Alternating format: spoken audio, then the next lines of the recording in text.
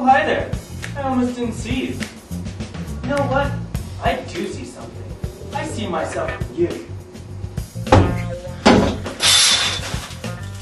I know we as people love a nice warm drink on a hot summer's day. Heck, that's like saying we people breathe air. Look, a bottle of warmth is like 10 cups of heat in a can. But you don't need to take my word for it. Let's go talk to a scientist, 1 out of 10 who agree.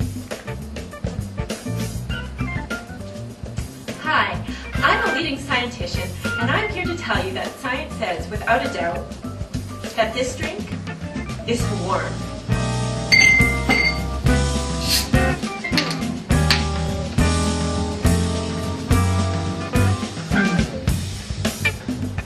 Person that I've never met before. Please, try some warmth and tell me what you think. You know, I gotta say, when it was in my mouth, it kind of felt like global warming. Sir, that's because it is. Why go looking for warmth? You can simply find it in your fridge.